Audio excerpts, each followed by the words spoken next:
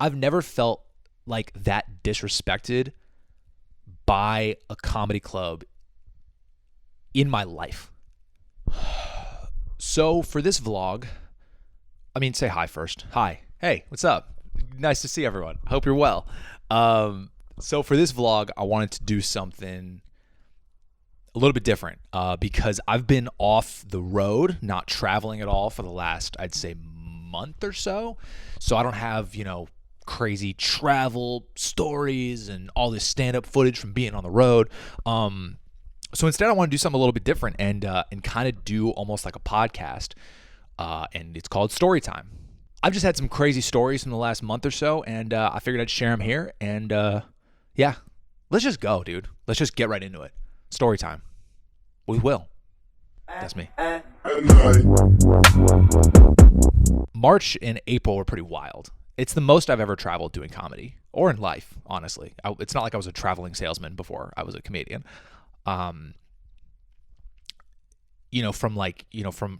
end of March until like beginning of May, I was on the road every weekend. It was nuts. It was like that was when I did Tempe and then New York, headline San Diego, did a Dows in Dallas, and it was a wild time. And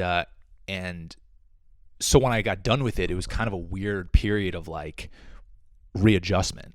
Because in May, all of May, I was just like in town in LA, and it was just kind of weird because I was so used to like, doing the road Thursday to Sunday, coming back. I'm here for like Monday, Tuesday, Wednesday, and then I'm gone. So I was kind of just here, and it was a weird thing of having to kind of hustle for spots and just kind of readjust to like just kind of being here. And I'm sure a lot of you know who follow me, but something really cool happened in March is that I started hosting all of Brendan Schaub's shows at the Improv, the Hollywood Improv. He does this show called Brendan Schaub and Friends every other Wednesday at the Improv, and it's basically the best show. I want to say it's the best show in LA, just because they get the biggest names. And how that happened actually was my buddy Chappelle Lacey, who's a very funny comedian, and he's one of my favorite people. He actually introduced me to Schaub and was like, "Yo, Will's funny. You should like he's funny." And Schaub was like, "Really? Okay. Do you want to host my next show?" And I was like, "Oh fuck!" It was so cool. And I think he did that because Chappelle has never vouched for anyone before, and so I think Schaub took that as like, "Oh, he must mean it." So cut to me, I'm hosting the show, and the lineup is just bananas. The first night I did it, it was literally like, it was Chappelle, Trevor Wallace, D'Elia, Schaub, and the special guest, who was Theo Vaughn. It was like, whoa, man. Just being in the green room, this picture of me in the green room with all those guys, I was like, yo, dude, this is fucking crazy. It was crazy that was the first one, too. Quick kind of story about that is Schaub has never seen me do stand-up, so that first set was going to be kind of like, very important. And the way the Improv is set up is that when you're on stage, there's a green room upstairs, and you can, from your stage point of view, you can see the green room, like there's like a balcony. So if someone's kind of poking their head out, watch it, you can see them. And that's exactly what happened, where during my set, I noticed that Chappelle and Schaub were both watching me, like attentively watching me, almost like it was kind of like an audition in a way. I'm sure Schaub was like, "See if this kid's funny," and Chappelle was like, "Kid better be funny." And you can get kind of rattled in those moments because you're like, this is some like crunch time clutch shit. This is like some fourth quarter, 2 minutes left, like, can you perform type of shit. Like, can you perform under pressure? And a lot of people, I think, would maybe fumble in that situation or kind of get in their head. And I'm sure I have before, but this time I didn't. And I had a great set. And Schaub was basically like, "Yeah, you're great." I was like, "Hey, if you ever want me to host this again, just let me know." And he was like, "Yeah, for sure. I want you to host all of them. You're in." It's like, Jesus. So that happened in March, and so being on the road, it was so cool because I would be on the road for like I said, Thursday to Sunday, come back. I have Monday, Tuesday, and then every other Wednesday I had Brendan's show. So it was like this guaranteed dope spot every other Wednesday. So I'd really only have to worry about like Monday, Tuesday. And it was just like every Tuesday I work out new jokes in this place called Harvell's in Long Beach. So I was just in this just rhythm of just like road, Schaub show, new material, boom. It was just like I was cooking. And then when May hit, there was also the Netflix festival. If you live in LA, you probably heard about it, but Netflix did this big comedy festival in LA and kind of took over all the shows, and Schaub didn't have a show for like all of May. So not only was I off the road, but I also didn't have that guaranteed stage time of the every other Wednesday. So I was kind of like, kind of fumbling around a little bit. And so I basically spent that time trying to just develop new material. And when I've headlined before, whether it be the last video in San Diego or any other opportunities I've gotten, I usually will have to do like 30 minutes. 30 minutes is pretty standard for what I've done, and so I know I can do it, and I know I have 30 minutes. But when you headline a club or a college or anything else, it's usually a minimum of 45-minute set. If you're a headliner, if you go to a comedy club to see a headliner, that headliner is going to do 45 to an hour. So I've always had this thought in my head of like, man, I know I got the 30, 35. I could probably like fuck around with crowd work, be able to get to 45, no problem. But I still want to like develop new material and really try to, because I'm getting to the point where now my following's growing and opportunities are, hopefully going to start coming my way. So I want to be prepared and ready for these. When someone's like, hey, can you do a full headlining set? And I'm going to be like, no problem. I don't want to be like, yeah, sure. And then I'm like in my notes like, okay, I gotta pull out this bit from 4 years ago. I gotta do 10 minutes of crowd work or else I'm gonna be way short. I don't want to have that. So I just want to be ready. So essentially I spent that month just like trying to work out new material. And it's so hard to do that in a place like LA because it's always this balance when you do shows in LA and really probably anywhere, honestly, between proving yourself and taking risks. Because if you do a show, you want to show these, because I'm not like famous yet. Like people in LA, like some people know who I am. A lot of comics know who I am and they know I'm funny. But you still feel like you want to just kill always to prove that you are funny. It's just this constant battle of like wanting to prove to people that you're funny. Even on like a shitty show, you still want to like kill it because you want to prove yourself. If you're a guy who's already established, who's already famous, you probably don't have that same attitude because you're like, I don't care if I'm at the Chuckle Fucks in Northridge, I could do all new jokes. Who cares? But a guy like me, I'm like, I need people to know I'm funny. So in that way, it's like, how do you try new jokes out then? Because you try new jokes and if you're really trying to take risks, some of the new jokes may not work. So you run the risk of kind of, not maybe bombing, but like having a few not good moments and then having other people see you and go, oh, I guess he's not that funny. Granted, everyone's worried about themselves and everyone's, in their own heads, and that's probably just in my head, but I think it's just the constant balance of like proving yourself and taking risks. And it's so hard to develop material because what oftentimes happens with me is I'll have a show in the books and I'll be like, oh, okay, I'm going to, open. You always want to open strong and end strong and do your newer stuff in the middle. You don't want to come out at your first joke and be like, hey, peanuts, they're so crunchy. And then people are like, oh, this guy sucks. You want to come out with a banger and end strong too. So, what happens to me sometimes is I'll be going to a show being like, okay, I'm gonna do all these new bits in the middle and I'm gonna finally try that thing. I'm finally gonna try that one tag. And then you get there and it's like the dope audience, the lineup is stacked. You're like, fuck, I can't take risks here. I gotta crush.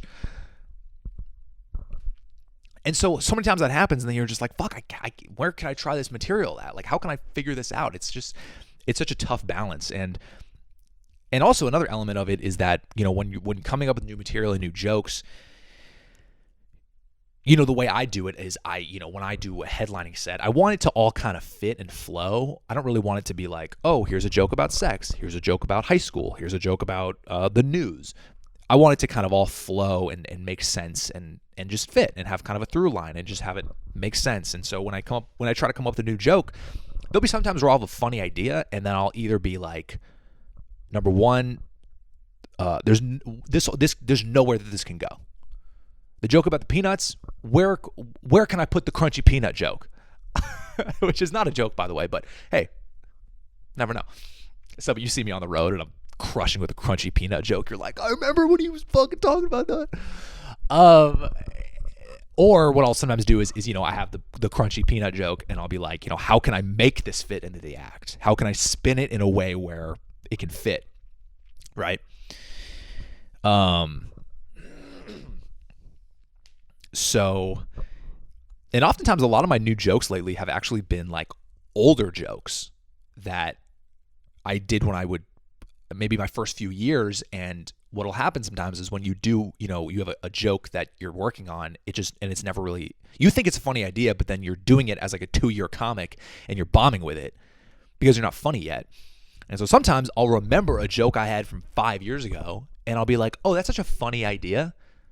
Like I had this joke about how being a bench warmer in the NBA is the best job ever. And I did it for a little while and it was like, okay. And I remembered and I was like, oh yeah, I should bring that back.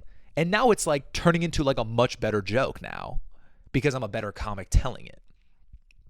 So there's been a few things like that, which is it's I wouldn't say it's a cheat code, but that's just like, I think that happens sometimes with comics. You'll be like, oh yeah, I remember that joke I did years ago. Let me see if me as a veteran can make that funny. Also, here's something about me that's interesting is some people are curious about like the writing process and how you write jokes, and everyone does it differently. And there's no blueprint on how to write jokes. It's so hard to write jokes. It's just hard. It's an inherently hard thing to do because what the idea is essentially you sit down and you go, okay, what's funny? Okay, tripods. All right, tripods. You got the legs, and it's like, it goes up, down. You spread it. Okay. Well, it's just like, it's so hard to do. And I've just never been able to be that guy where I can just sit down like a laptop and go to a fucking coffee bean and be like, all right, let's write some jokes, or the notebook. Like I've just never been that guy. It just doesn't work for me. And I've tried, but it's just like, it always feels forced. And now that I'm almost 8 years in now, I've realized that the only time I can really write jokes, honestly, is on the drive home from a set. It's very weird. For some reason, it's just when I'm in, it's like my comedy brain is going for that. Let's say I get off stage for that next like hour or so. I'm so just like comedy focused. And for some reason, when I'm driving, a lot of times I drive just in silence. Crazy person. Because I just like thinking. I like just, you kind of can't really do anything. You can't be on your phone being distracted with social media. You're just kind of locked in on just driving, right? Also, just side note, growing up, my dad, when he was teaching me how to drive, he would basically just be like, driving is just, all you do to drive is just avoid other cars. That's driving. So when I'm avoiding other cars, I'm just sitting there like really like thinking, right?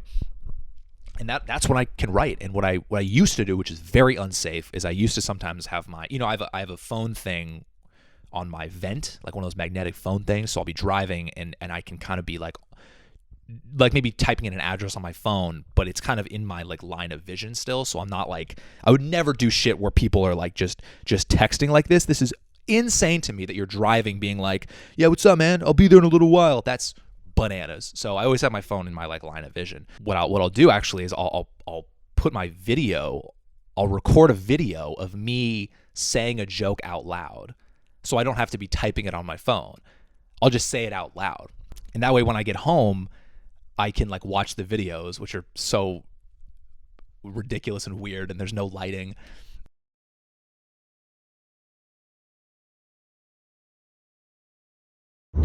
Also, school didn't do you any favor with girls. School didn't do you any favors when it came to girls. Do you remember the school picture process? I've never felt uglier in my life. How come I can FaceTime someone in Beijing with crystal clear, I can FaceTime someone in Beijing and the guys on CNN are buffering. So you put the news joke at the end of the recorder stuff before the break. And you can start it with, I think it's important to question things, question your reality. People are too willing to accept the way things are. But I'll write it down. I'll go, oh yeah, okay, and then I'll write it down, and sometimes when I get home, I'll kind of pace around my apartment and say it out loud and try to come up with more stuff for it, and that's really my writing process. That's the only time I'm able to write is in that way. And sometimes I wish it was different, honestly. Sometimes I wish I was able to like do the thing where you go to a fucking, you go to a Chipotle and just bang out a new closer, but it just doesn't work for me. So then a couple weeks ago, I got asked to headline a show in San Diego, of course. And I was supposed to it was at this brewery. That's a hard word to say. Brewery. It's like mirror, brewery. These are my new jokes, guys. And I was supposed to do 35 minutes. And I remember thinking, I was like, yo, here's an opportunity to like, I'm going to do 40 for sure. Because when you headline, like you can go a little long. You're not cutting in anyone's time. So I was like, all right, like I can do a little more time. And I did a 45-minute set. I think I did 44 minutes on stage. And the crowd is great, by the way. The whole setup of the show, it was like awesome. Way exceeded my expectations. It was maybe easily one of the most important integral sets of my entire life, doing that long of a set. Because it was the way I did it. Not only it was like, hey, you were up there for 45 minutes. Never done that before. Number two, I didn't do that much crowd work. I probably did I riffed at the beginning for maybe 3 minutes. Did crowd work for maybe 5 minutes. Because once I had my timer on the stool and once I knew what was happening, I was like, oh, I don't want to do any crowd work. I want to see if I can make this last with just material. And also, another part of it, the third part, is that I didn't do any jokes that I didn't like. Because you think, as I said earlier, doing these long sets, you're like, oh, do I have to kill time? Do I have to bring out an old bit that I don't even like anymore, but it still gets a few laughs, like just to kill time? Dude, I was up there. I had to cut jokes. I had to cut 2 or 3 things I was going to do at the end. Because I looked down at my phone and I was like, oh shit. This is I'm running out of time. So, and there was just it went well the whole time. The guys who ran it were like, dude, you were killing the whole time. There was no lulls or anything. It was just consistent. And dude, that feeling was just I can't really, I'm trying to explain what it felt like, but it's almost, I can't really explain it because it's been such a long journey of doing this, 7 years, basically almost every night, and just stressing and working I work so hard at this and finally be able to do that long of a set in a way that I'm proud of was just it's like a weight just got lifted off my shoulders because I know I can do it now. And sure, I knew I could do it before, but now I did it. And I did it in a way that I wanted to do it. I was just sitting in my car afterward just being I was just proud of myself in that moment. I got to be honest. And it was just, it was a big moment for me. So big confidence boost. I also don't feel as,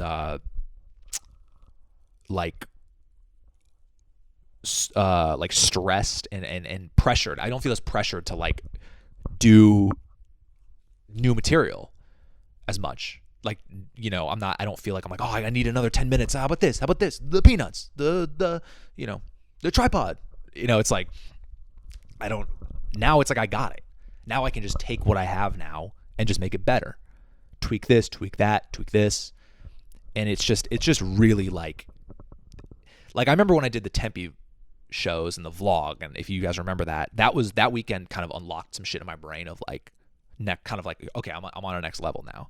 And doing that long with set in the way I did it, it was the same type of feeling of like, cool, I've just now something kind of tweaked and I'm up a little more.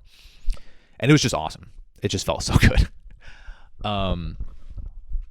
So, and now kind of where I'm at is I think I've talked about this before, but like, the following's growing.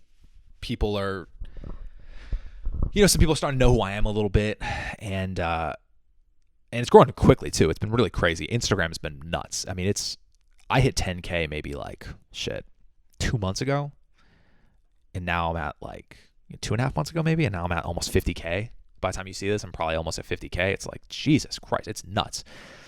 And when you see those numbers, you can kind of start to like, and I know I was feeling this way, that I was starting to kind of get ahead of myself. And I was like, yo, all right, like, it's time to headline. I'm going to hit up all the clubs and be like, all right, I have 50,000 followers. Can I headline now? And I kind of got ahead of myself. And, I started reaching out to smaller clubs being like, hey, let's go. Peanuts. But one got back to me, and it was a club in Boston, which I'm doing next week. And that'll be another vlog. After this, you'll probably, by the time you see this, I'll be in Boston probably doing that show where I'm headlining, and that'll be the first time. That'll be a first test of, can I sell tickets or not? That'll be it. First headlining show outside of California. And I'm super excited about that, and I'm grateful for the opportunity. I'm very grateful, but I think it was a good lesson of like, I need to be patient. Like, this is a long game. And the way things are going for me, people I'm around, the way my following is, the success I'm having, like, the stuff I want will come. And it's just about being patient. And that's the thing that's the mode I'm in right now of my buddy Blaustein said, he was saying like, you're in build mode. That's a really good way to think about it. Like, that I'm just kind of just keep doing what you're doing and just building it. So by the time, a year from now, 2 years from now, not only am I going to be a much better comic, I'm also just going to have a lot more fans. So just wait. Be patient. I'm excited for the Boston show, but it's also like, I'm not really going to go out of my way to like crazy hit up clubs and be like, oh, can I headline? I have this many followers. I'm like, no, I'm happy with what I'm doing. Let me just wait it out. It'll all happen. That's kind of the mode I'm at right now. And another thing that I'm pursuing right now is performing at colleges. And I want to give you kind of an inside look of what that process is like, because a lot of people don't know. A lot of people probably think, people probably like, go perform at college. You should be performing at colleges. But man, it's hard to be able to perform at colleges. It's not easy at all. You have to basically like audition at a giant showcase in like, in a national showcase and pay all this money. So these are all the steps, and I'm in the midst of it right now because I reached out to a bunch of, okay, let me back up. You need a college agent to submit you for this big showcase. So you can't just be a person like submitting. You have to have an agent, a college comedy agent first to submit you for the thing. So finding an agent is hard. And at the beginning of the year, in January, I think, I reached out to like 20 of them. And one got back to me, and I was like, okay, this seems pretty cool. And then the second one got back to me, and he was super cool. He actually like not only watched my like stand-up and did research on me, but he watched my vlog, which I thought was so cool. And so it's just like, you want someone who gives a shit. And this guy gave a shit, and it felt really good. And so that's the person I'm, kind of with right now. And so the way the process works, it's so crazy. You have to submit, and the showcase is called NACA. It's like National Academy of Colleges and Associations. I don't know. But it's the big kind of conference, and what it is it's a bunch of schools. All the schools, there's like 4 different regions, and from those different regions, representatives from the school, oftentimes students, go to the showcases and, book comedians from that. You do like a 10-minute spot, and then colleges are like, we want him, or fuck no. But to get into the showcase is so difficult. So you have to have your college agent submit a video, and the video you pick has to go through like 3 rounds of judges, and you got to pay to submit the video. I don't really want to say how much, but it's over $100 to submit the video alone, right? And you don't get that money back. If you don't get in, it's like, sorry, that's how it works. It's so bizarre. And if you make it past there and get a spot at NACA, which is a pretty kind of big deal, you got to pay there's 4 regions. There's like a West, Midwest, East Coast, and South. For each region, you get to pick which regions you want to submit for. Each region is to perform in one is like hundreds of dollars. And you still got to fly yourself out there and put yourself up and pay for food and all that stuff. So it's like the biggest investment in yourself ever. It's pretty wild. And even if you perform at NACA, you do the whole thing, there's no guarantee that you're going to get booked even. So it's a lot of just kind of gambling. And but as you're watching this, I'm actually in the midst of submitting the video for all this stuff. And I think I'm the perfect type of dude who can do colleges. Just my vibe, my energy, my youth. Youths. I think that's a perfect lane for me. And I think probably you would agree if you're watching this. But it's not easy to do. So I'm in the midst of that right now. What's also nice about the 45-minute set is that now I'm okay, I can I got it now. So if the college is we need you to do an hour, I'm okay, not a problem. Which maybe 2 years ago I'd be all right, I'll figure it out. But now I'm no problem, I got it. So I'll keep you guys posted on that. Probably best case scenario in terms of at least the vlog is that I get into NACA and I do a whole vlog from one of these conferences. That's what I'm hoping for. So those conferences are in the fall. So September, October, and November. So I'll keep you guys posted, and hopefully that'll, if you see the vlog that's college showcase, then that's a really good sign. That means I got in. So that's been happening. And the last thing I want to talk about before I get into some random quick stories from just shit that's been happening, some Hollywood moments, is I just want to talk about a concept that not a lot of comedians really talk about. It's a bummer to talk about, but it's the disrespect you get when you're coming up. When you have clout and when you're famous as a comedian, it's you hold the power in a way. If you have fans that come out to see you, and you're famous, comedy clubs are basically please perform here. We want you. And if you're at a certain level, you can be I want to go up this night. And they go, okay, great, anytime. But if you're someone like me, and by the way, there's not a ton of those people. Guys fucking Bobby Lee, Jesselnick, guys like that can be I'm going up this day, this time, this show. And any club will go, cool, great, done. But when you're like me, clubs don't give a shit about me. I've had great experiences at comedy clubs, and I've had amazing interactions with people who work there and book them, and I have friends who do that, and it's not a knock on the process and the people, but I've had a few instances where clubs will just do shit and they can get away with it. I've been outwardly disrespected by clubs.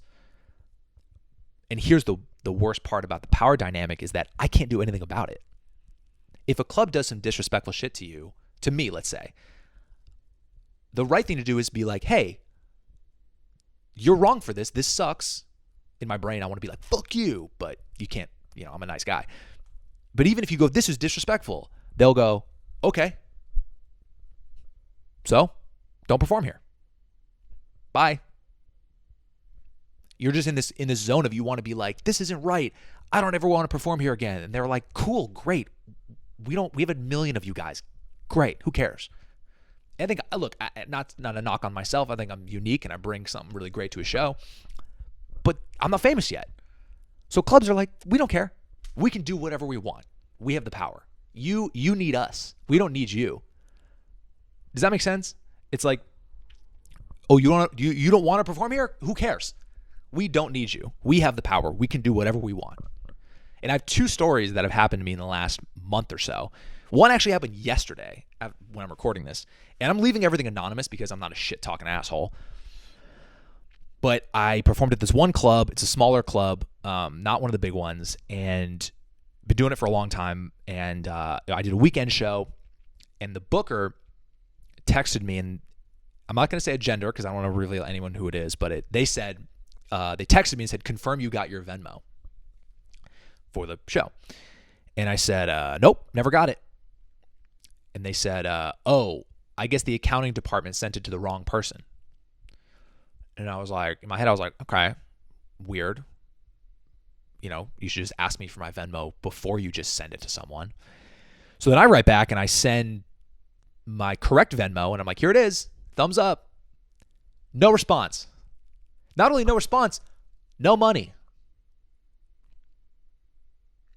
So they basically sent my money to some other Will Burkart, probably with an H in his name. Jealous about that. Wish there was an H in my name so people would spell it right. But he has my money. And their whole point of view is like, well, that was your one chance. Sorry. The money's gone. It's like so crazy to me. And the worst part is that because of the power dynamic, I can't be like, hey, can you wait? Are you gonna Venmo me still? Or hey, I still haven't received my money, because a lot of these bookers are like kind of a little shady and weird. That if you say one thing to them like that, there's a chance that they could go, I don't want you performing here ever again. You're difficult to work with. So in my place, I have to just take the L and be like, okay. And granted, it's like $20. Not about the money. I don't give a shit about $20. It's the principle. But you got to just take it. You're just like, okay. Okay. Any other job, you could like file like like an HR complaint and be like, they didn't pay me or whatever. But in comedy, it's all about relationships. So you got to just be like, okay, guess I'm not getting paid. And guess what? I'm still going to try to perform in that club because I need them for stage time. Crazy. The second one happened yesterday where I was booked on this show at another club that's not one of the big Hollywood ones, but it's a decently good club, and every Tuesday they have a really good show, and I've done it, I want to say 2 or 3 times, and every time I do it, it's awesome. It's like packed. The lineup rocks. It's like, I love that show. They booked me on that show maybe, and the show's supposed to be next week. When I'm taping this, it's June 11th when I'm taping this, full disclosure. June 14th is the show. It's on a Tuesday. And they booked me on it like 3 months ago. Maybe 2 months ago. They booked me a while ago. And I was like, cool, can't wait to do the show. And my sister is coming into town next week with her whole family. She has 2 kids, her husband, and I haven't seen her since before COVID. I haven't seen my sister since December of 2019. It's crazy, just because they live in Minneapolis and COVID stuff, it was just never made sense. It was never comfortable. We never found a moment where COVID was chill, that it made sense. It was just hard. And also, my dad is coming out next week. My dad lives up in the Bay Area, and he's coming out. So my sister and dad are going to be out here next week, and I'm so excited. And what was perfect is I know I had this show on Tuesday that I know is going to be a pretty good, worst case, pretty good show. And we were like, perfect. We're gonna come with you. So my dad and my sister, we're gonna go out to dinner, go to the show. It's like, oh, what a great night. This is perfect. Because sometimes the shows I get aren't great. So, you take them with you and it's like, yeah, there's 7 people here and they're all drunk as shit. Comedy, baby. But this was like a pretty good show. And I was like, nice, this is perfect. So yesterday, I'm gonna show you the email. Yesterday, I get this email from the club, basically saying, hey, just letting you know, we had to remove you from the show due to staffing issues whatever that means. Send in your avails for, on Monday. No apology.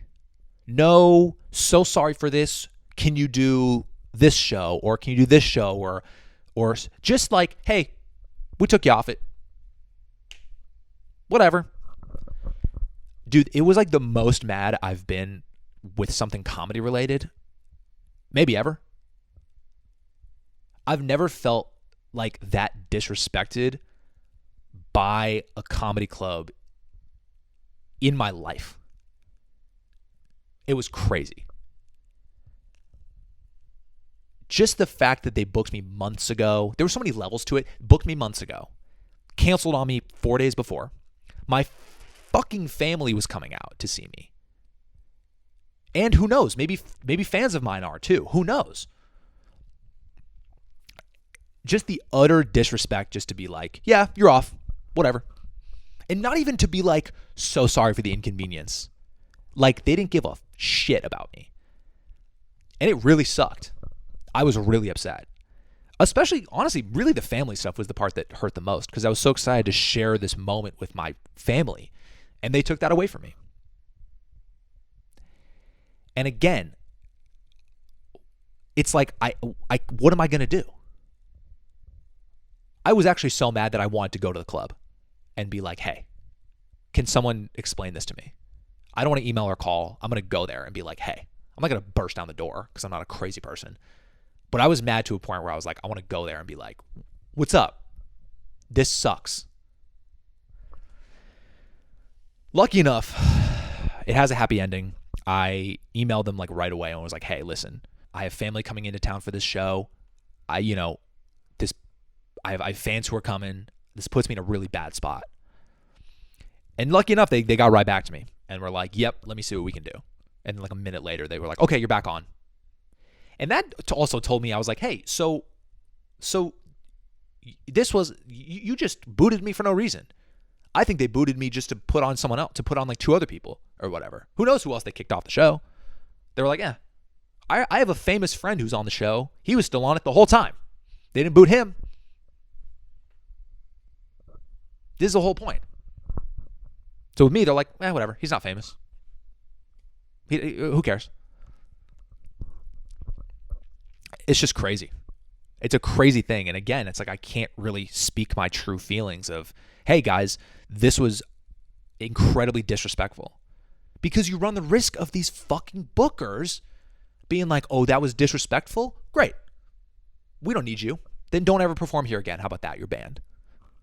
And now I have 1 less place to perform.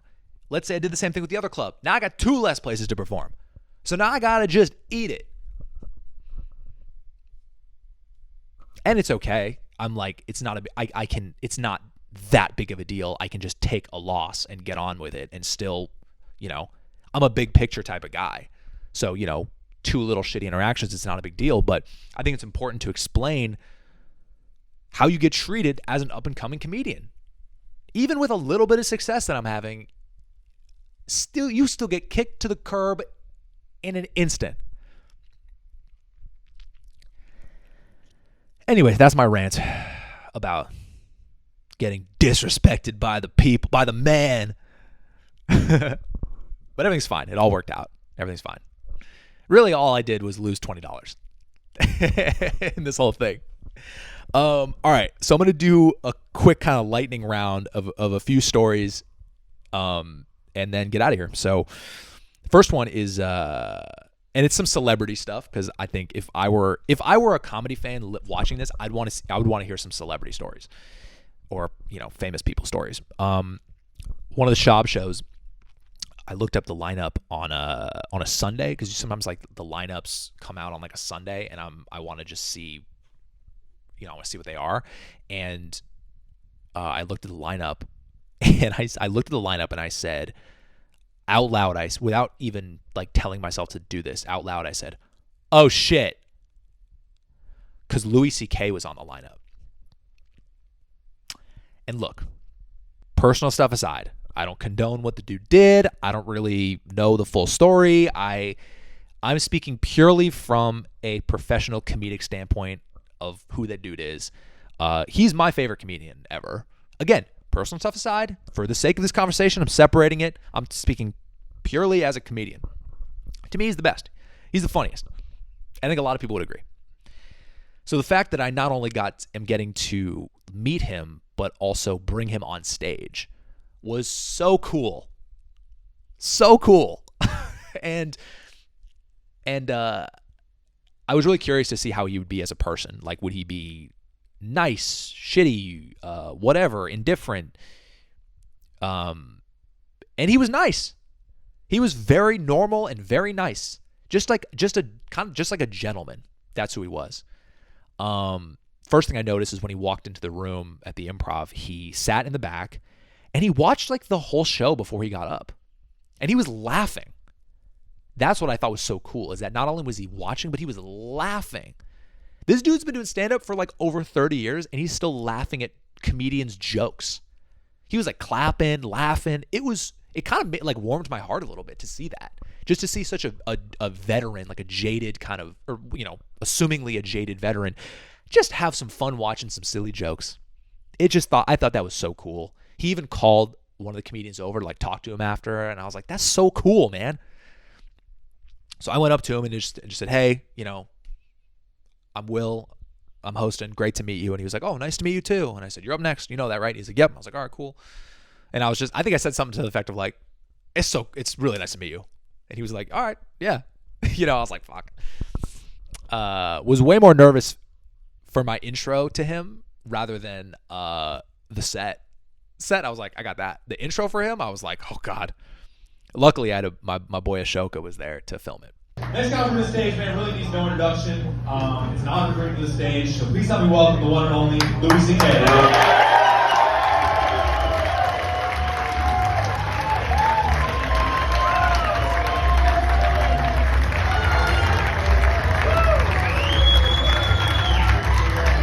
Nice guy, cool moment, a special night. It really was. And I think a lot of you, you know, even if you don't like the guy as a person, I think you can appreciate what the moment was like for me.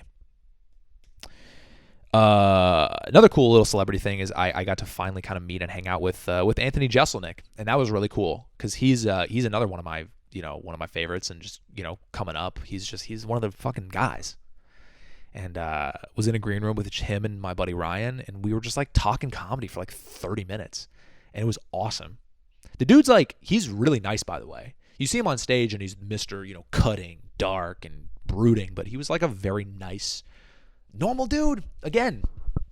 And he was so easy to talk to. That's what I was surprised about. He was very easy to talk to. We were just talking comedy and developing material and touring and just what it's like being 20 years in, and just, it was such a fun, like, effortless conversation. It was like this happened like a couple of days ago, actually. It was really cool just to like talk to the dude and then watch him go up and do his set. And it's just very special for me that I've gotten myself into his position where I've gotten to be kind of friends and friendly with a lot of the comedians I look up to.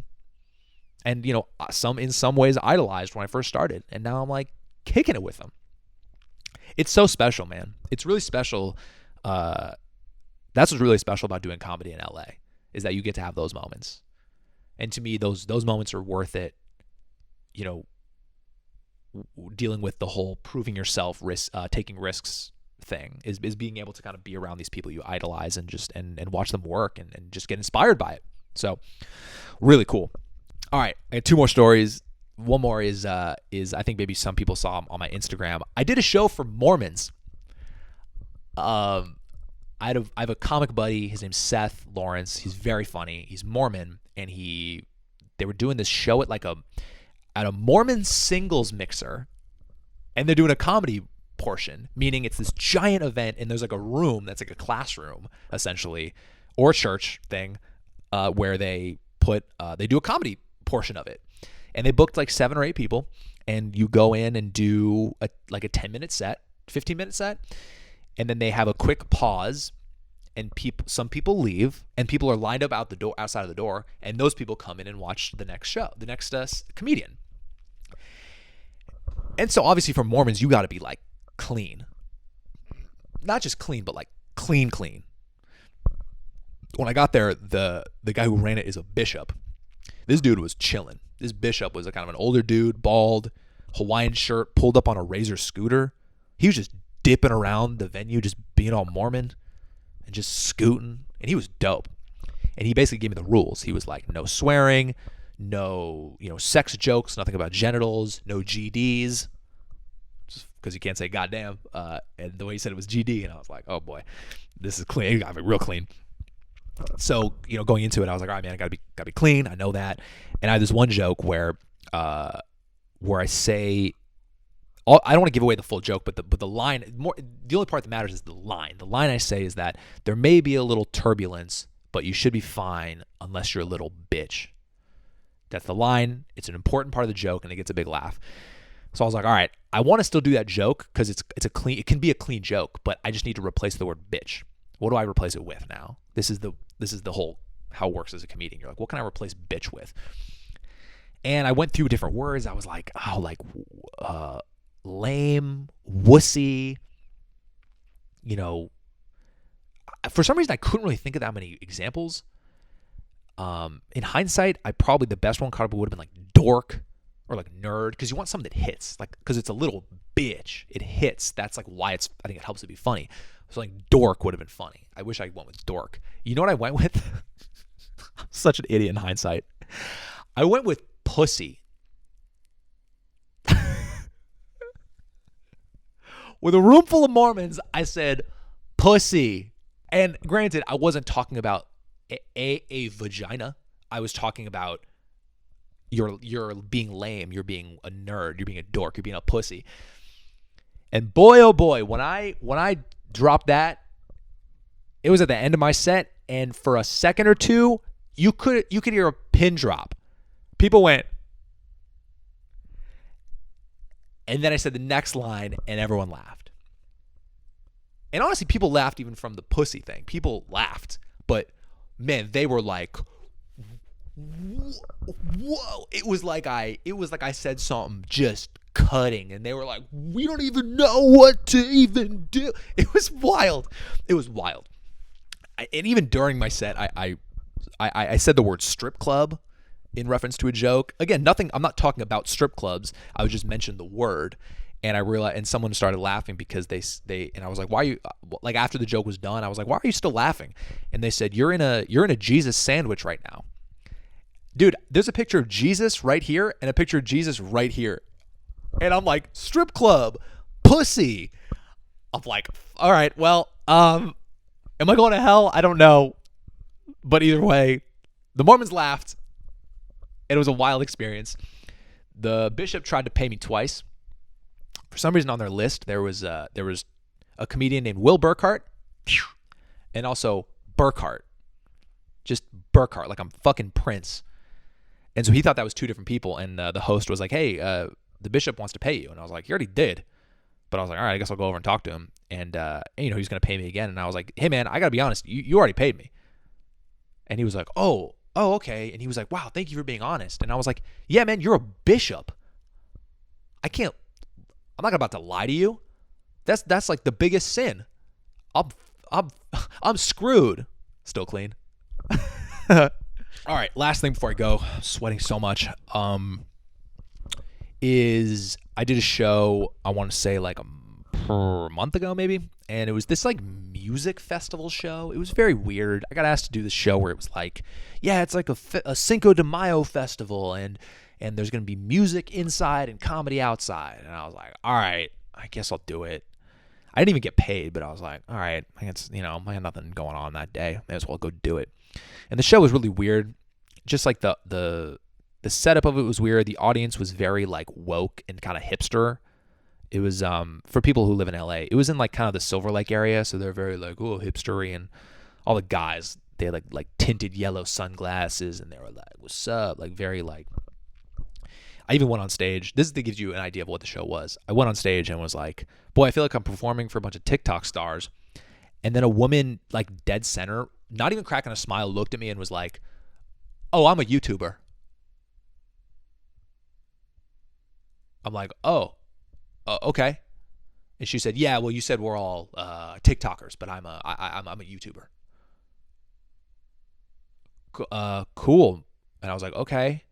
I didn't even know what to say. I was so thrown off. It was like right when I got on stage. I was like, okay. And I was like, all right, well, now that you're talking about this, what's your YouTube channel? Trying to like finesse it into crowd work. I was like, what's your YouTube channel? And she says, oh, I don't want everyone to know about it. I'm like, great, off to a really good start. Really fun. And I didn't want to be like, kind of give her shit because I was like, I don't know, I'll just move on. Later into the set, I was saying I have this part of my act where I'm basically like, oh, I have a girlfriend, she's a chick, or whatever, and the same woman says, and she wasn't laughing at all the whole time. And after that, when I said that, she says, oh, what does she identify as?